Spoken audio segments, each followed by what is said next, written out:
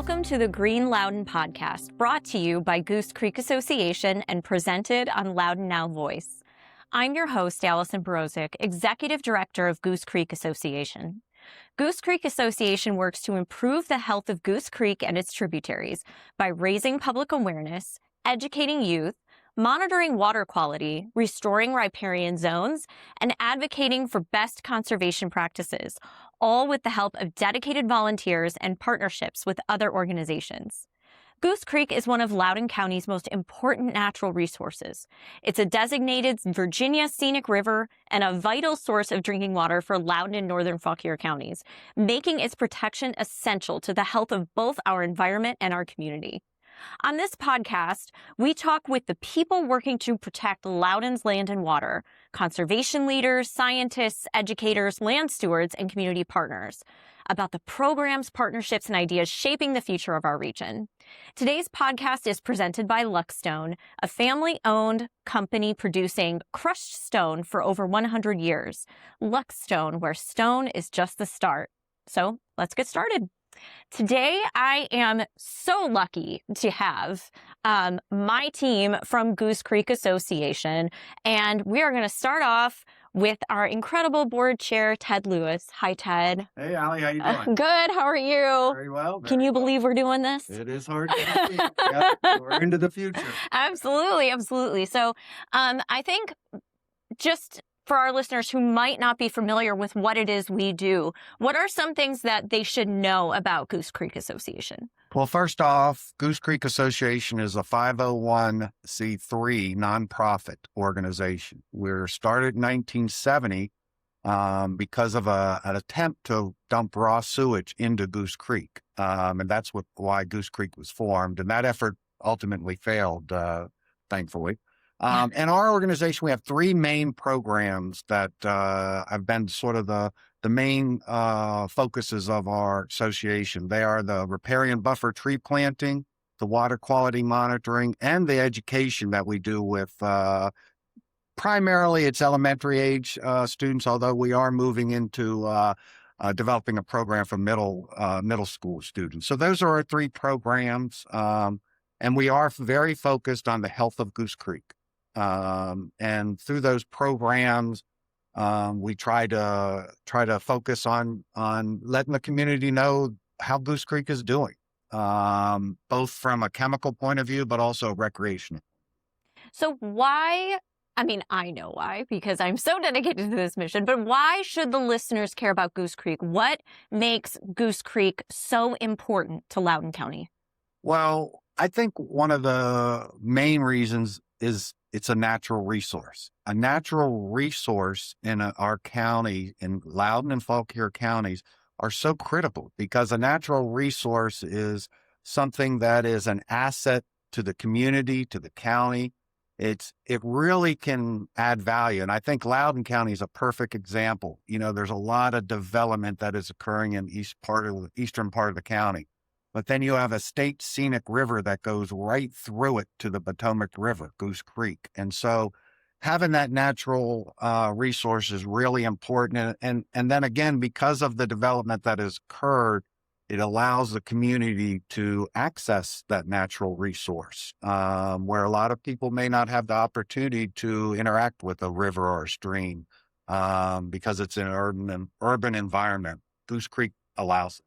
So you mentioned something that's really important, that Goose Creek is a designated state scenic river. What importance does that have in terms of the creek as a whole? And it's my understanding that Goose Creek Association actually got Goose Creek that designation. That's correct.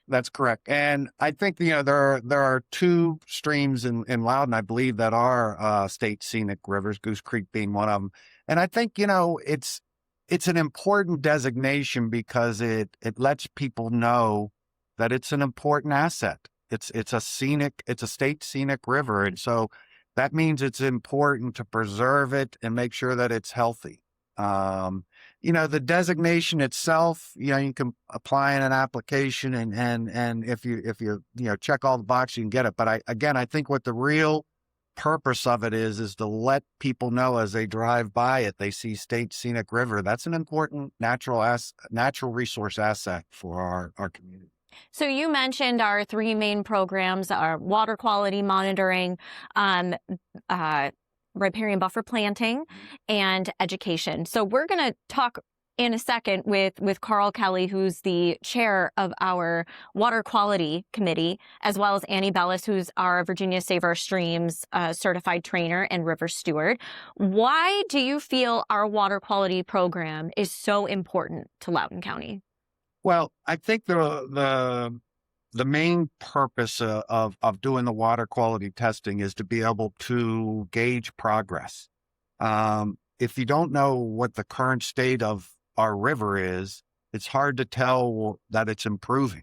And we're going to improve the river. There's a lot of things that we're doing that's going to make the water quality better and is going to be helpful to the river. So we want to be able to provide the community with the information of that improvement. The other reason that it's really important is there are times after storms where fecal coliform levels get extremely high and it's not safe to be in the river. So it's really important that we are able to notify the community of when those events occur. So those are some of the things here. Fantastic, Ted. Thanks so much. We will be back with you in a little bit. When we come back, we are going to have Carl Kelly, who's the chair of the Goose Creek Association Water Quality Monitoring Committee, as well as Annie Bellis, our Virginia Save Our Streams certified stream monitor and river steward. So stay tuned.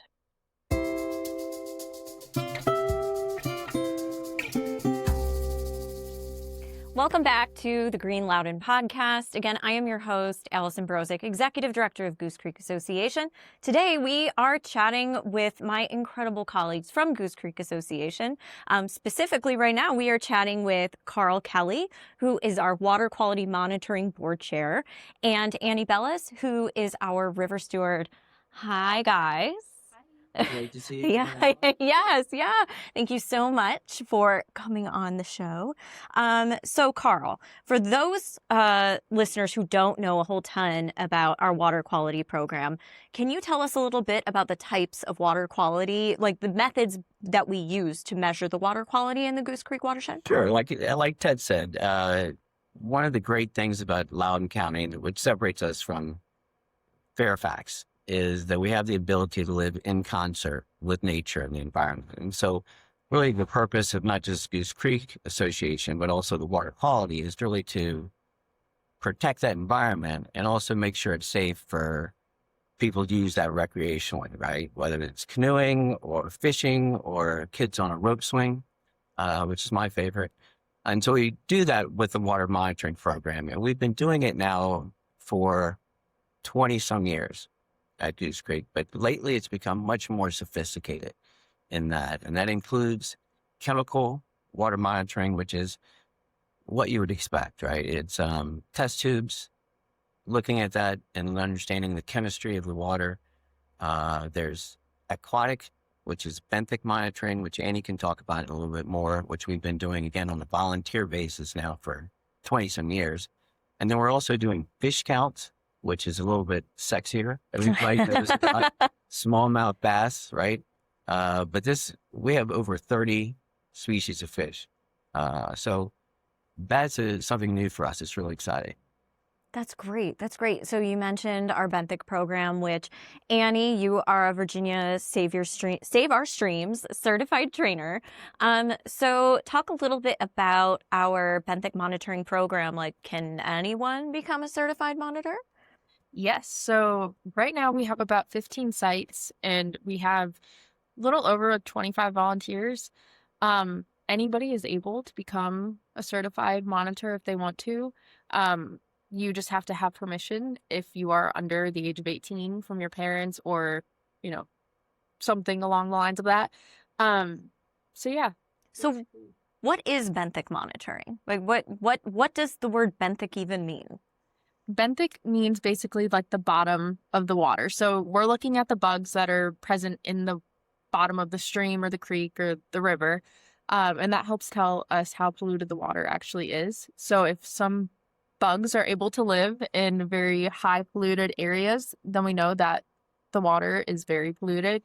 And the same goes for the opposite. If the bugs are very pollution sensitive and they're not able to live in the water. If it's very polluted, then we know that the water is pretty clean. So what does benthic sampling look like? What if you're going out on the water? Can you just kind of take us through a typical monitoring session? Yeah, so you have to have another person with you because you can't go by yourself because it's not safe to do so.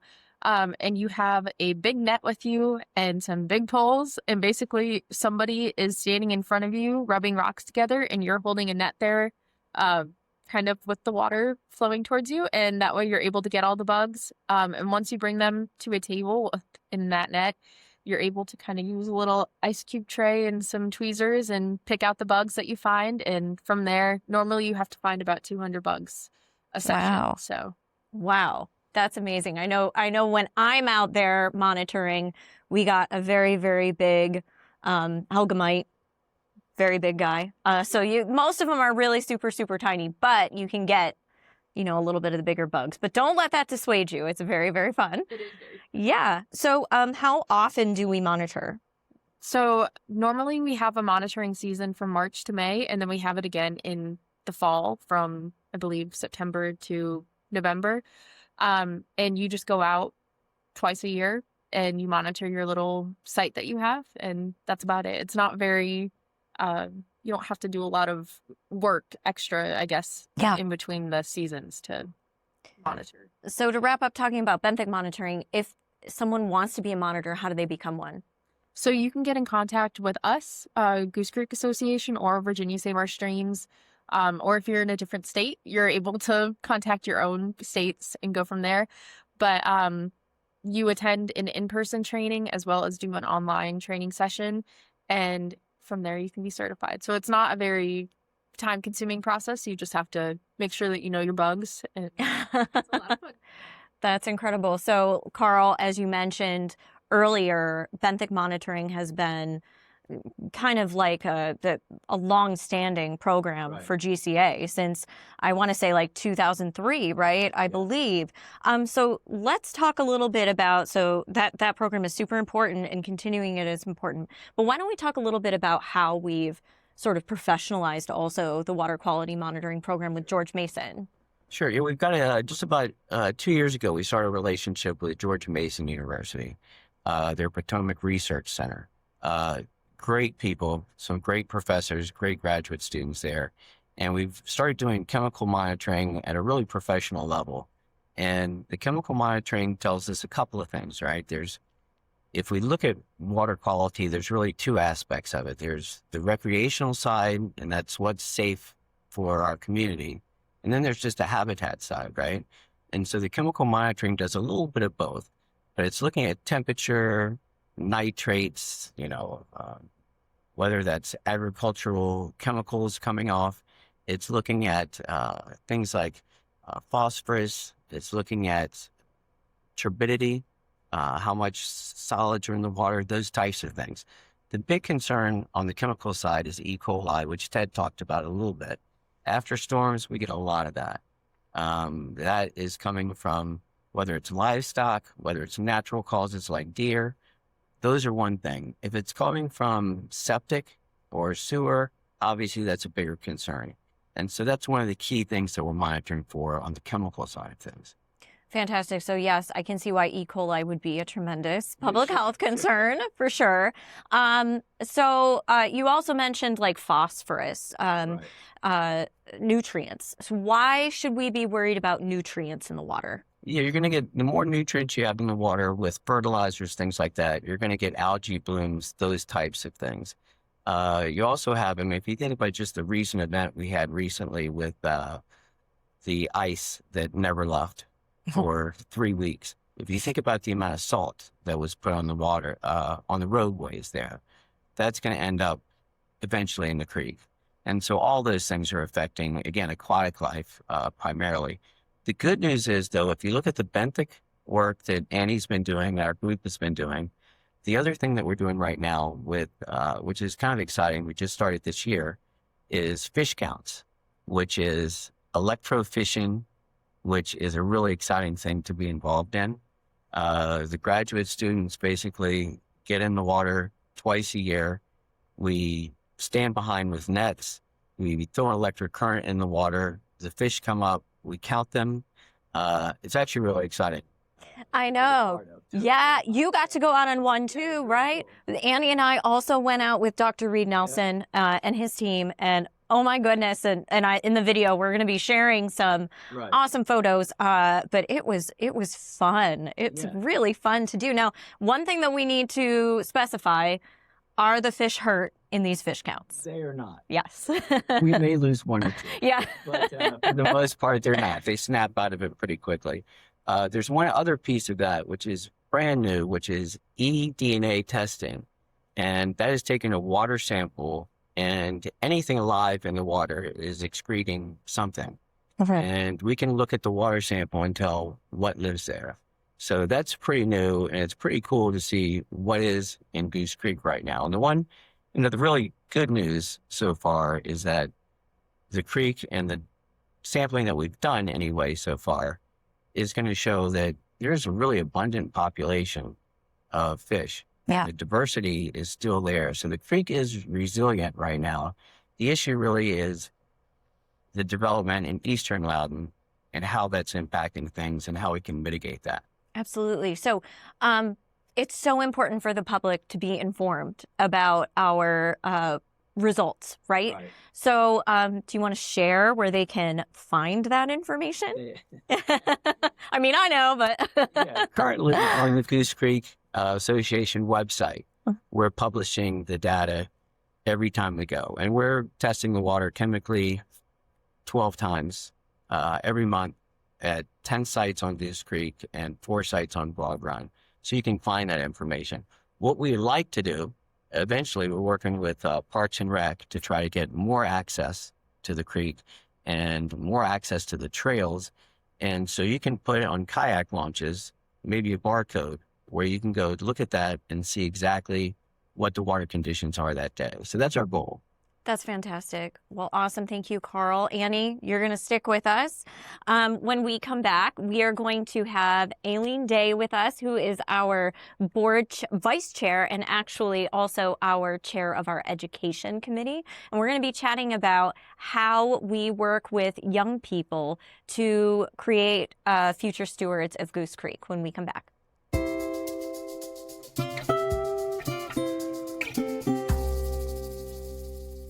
Welcome back to the Green Loudoun Podcast. I have Annie sticking with me for another segment, and also Alyson Day, who is the chair of our education committee. Hi, Alyson. Hello. Thanks so much for coming in today. So you've been involved with GCA's education program for quite some time. Can you explain the importance of watershed education to the next generation of environmental stewards? Well, because we all live in the watershed. And it's important for the kids to get familiar with this concept and how they can impact what goes into the watershed with very day-to-day things. Some of the pollutions that we talk about aren't scary at all. They're things that they use every day. So they're plastic bottles, there's fertilizer. And it's not that they're terrible things, but they need to be handled responsibly. So when we start with young kids in very fun games that they get to participate in, they get to hands-on touch simulated pollutants and use bottles of water to pretend like it's raining. This is a way to get them talking among themselves, talking to their parents, talking to other people that they come into contact with. And so you start a conversation. You get them asking questions. That is amazing. I know personally from going into schools and seeing the kids interact with the Enviroscape. They're so excited. I know my son was so excited to use the spray bottle, right? to show what happens when it rains. So can you talk about specifically a little bit more about the Enviroscape, what grades we kind of usually target, and what are some of the most interesting things that kind of the kids realize from doing the Enviroscape presentation? Well, the Enviroscape is a 3D model that's about the size of a card table, and it has areas that simulate places the kids understand. So a neighborhood, a school, a forest, a farm, and there's a large creek that simulates the Goose Creek going into the Chesapeake Bay. Because it's 3D, when the children put sprinkles of sugar and sprinkles of candy on, pretending to be fertilizer or plastic bottles or salt on the roads, they get to see how it sits on the land. Then we pass out balls of water. I know what could possibly go wrong. We've got second graders, third graders, and fourth graders playing this game. And they start squirting the water, and they see the pretend pollutants wash down into the creeks and into the river and into the bay.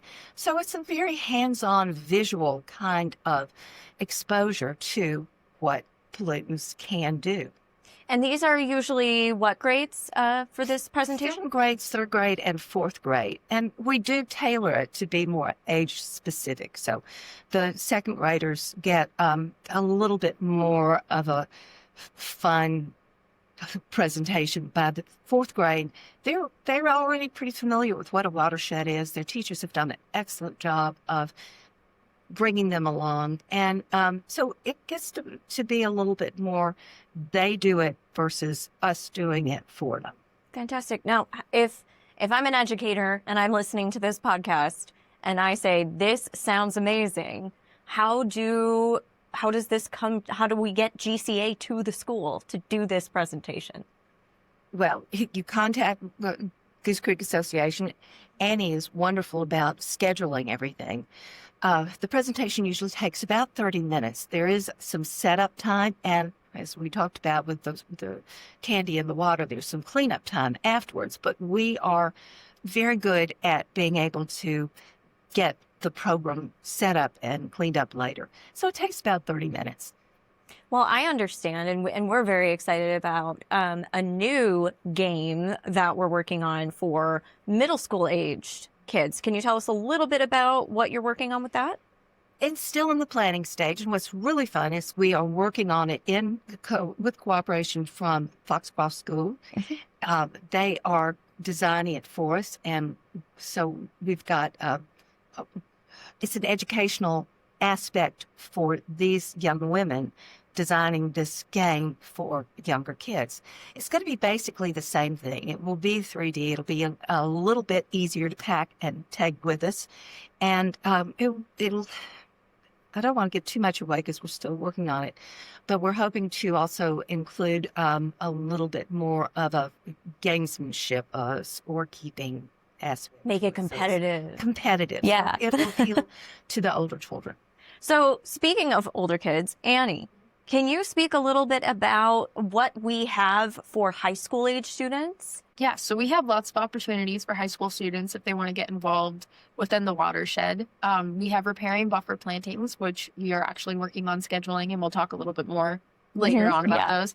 But that's an activity that we have that students are able to participate in. Also, with our benthic stream monitoring, we're able to train students as well as give presentations on how to do benthic stream monitoring. And we're just kind of teaching people in general about environmental education as a whole. And can you speak a little bit about Next Gen Creek Keepers? Yes. So we recently started a program called the Next Gen Creek Keepers, and it is aimed at high school students to be able to get a little bit more involved within invasive plant removals and learning about like the watershed in general and water quality monitoring. And that is running actually from March until June of this year. And we're hoping to do another cohort possibly in the fall or the spring and then continue on with that. And that's application based. It is. Yes. Yeah. How many students do we have in this cohort? Right now we have about 6 students, and we're very excited. So far it's been a lot of fun. So we're excited to keep going and see how it goes. Fantastic. Well, thank you both so much. On the other side of this break, we are going to have Ted Lewis back with us, and Annie is hanging in there again to talk about our riparian buffer planting program. So we'll be right back.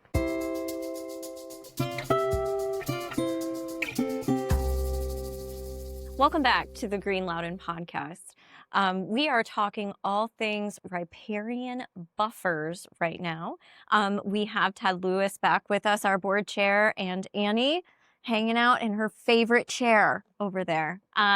So Ted, can you tell us a little bit about the history of our riparian buffer program? But first, what is a riparian buffer for the listeners out there who might not know what that is? Sure. A riparian buffer is simply an area adjacent to a stream, a river, or a lake, or some type of body of water that contains trees or shrubs or vegetative cover. And that area is a boundary, as a protection boundary to that body of water.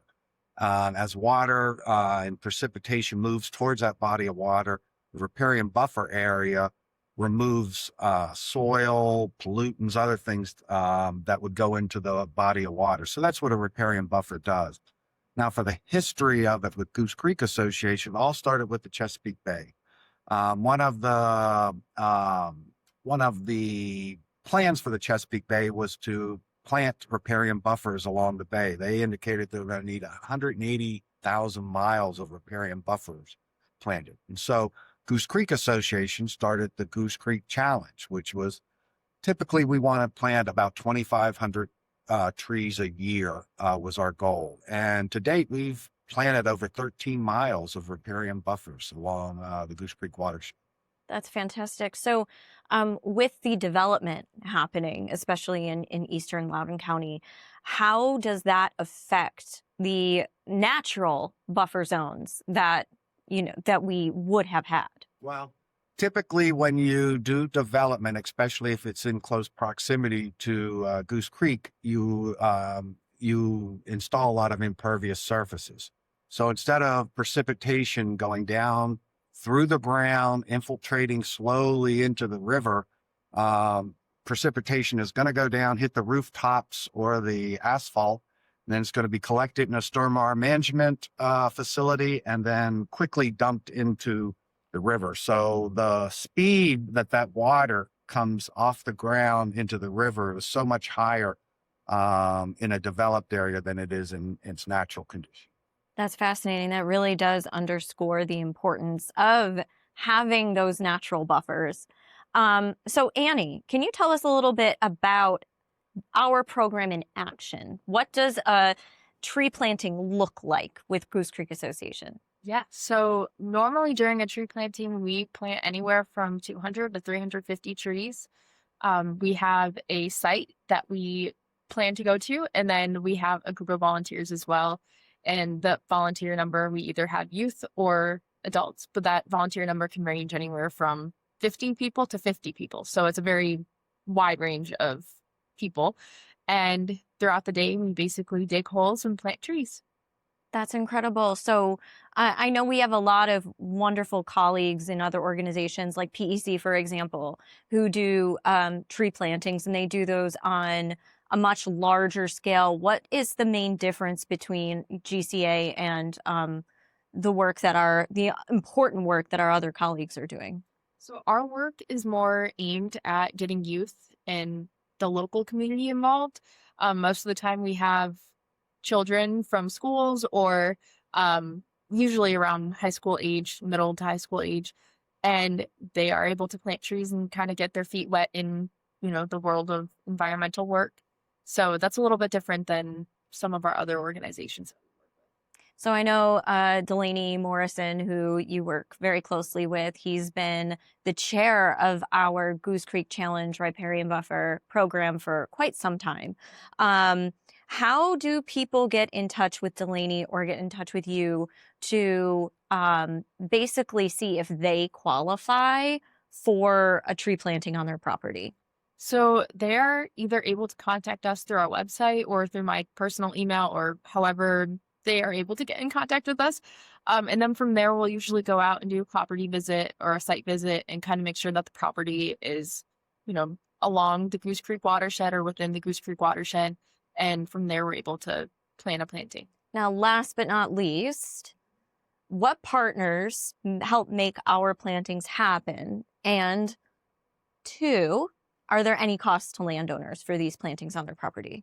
Yeah, so normally we work with a soil and water conservation district. So normally we work with Loudoun or John Marshall Soil and Water, being that we're in Loudoun and Fauquier counties.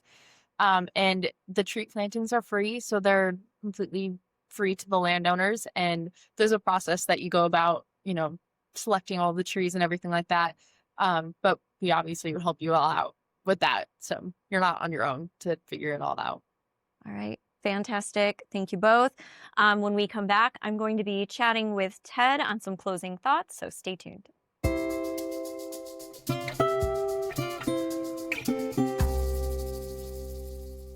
Welcome back. We are wrapping up this month's episode of the Green Loudoun Podcast with Goose Creek Association's board chair, Ted Lewis, and some final thoughts.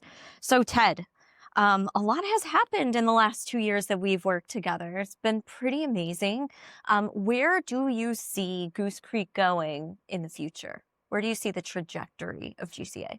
I do see us growing a little bit, but more than that, what I really see Goose Creek Association doing is collaborating. I think that the environment we're in today, it's just impossible to make significant changes as small organizations. But if we can collaborate with some of the other organizations that are focused on conservation and environmental advocacy, I think that it's going to be really helpful to us, and we'll really be able to make some things happen. So I think we're going to grow, but I think that growth, a part of it's going to be because of the collaborations we have with other organizations. Absolutely. And one thing I love about working for GCA and our mission is the opportunities for people to get involved in our work. So we spoke a lot about the different programs that we have. Can you just kind of recap a couple of different volunteer opportunities that people can get involved in? Sure. And, our main 3 programs are our riparian buffer tree planting program. We have our education program, which is mainly focused on elementary school, but is also going to be focusing on middle school age kids. And then we have our water quality monitoring. But in addition to those 3, and there are opportunities for that. In the water quality monitoring, we also have BEFNIC monitoring, where we actually will train you to do the monitoring of the river to test for macroinvertebrates. Yeah. Which gives an indication of the health of the stream. And so there are a lot of volunteer opportunities. But the other thing I wanted to mention, we have a board, and the board's made up of 11 board members now that are very active, very engaged. But there's volunteer opportunities working with the board. We have a lot of events where we need support. We need participation, help coordinating and setting up. And you don't have to be on the board to do that. You can, if you want to get involved and maybe eventually work your way on the board, a real good way is to just volunteer, check with Allie, and I'm sure she'll put you to work. Absolutely. So where can our listeners go to learn more about Goose Creek Association? Well, you'd kill me if I didn't say the website, because that is the best place to go. Goosecreek.org, everyone. It has all of the information on it. It's very self-sufficient now. We've done a lot of work on that. But if you really want to speak to somebody in person, you can contact me. You can contact Allie. We're very accessible. And we're very easy to communicate with. All you got to do is call us or email, and we'll get you started. But that's the best way, I think, is our website. Our website is really self-sufficient. Yeah. Do you have any other closing thoughts that you would like the listeners to know before we wrap up? No, I want to thank all of the listeners for all of the support that we get. As a nonprofit organization, we rely on the community to support us, and we get to do some great things that are really good for the community and good for us. And the way we get to do that is because people support us, not only individuals, but our corporate sponsors, the public entities. I mean, it really is overwhelming, the amount of support we get, and it makes it much easier to do our job, which is to support Goose Creek. Thanks, Ted. And as Ted mentioned, we couldn't do any of the work that we do without our generous members and corporate sponsors. If you are interested in learning more on financially supporting the work that we do, you can go to goosecreek.org/join-us. Thank you all so much for listening in or tuning in to the very first episode of the Green Loudoun Podcast. My name is Alyson Borowczyk, and I really look forward to seeing you again soon. I'd also like to thank again all of my wonderful colleagues from Goose Creek Association that joined us today, as well as Loudoun Now Voice and our incredible sponsors, Luckstone. Thanks so much, and we'll see you on episode 2.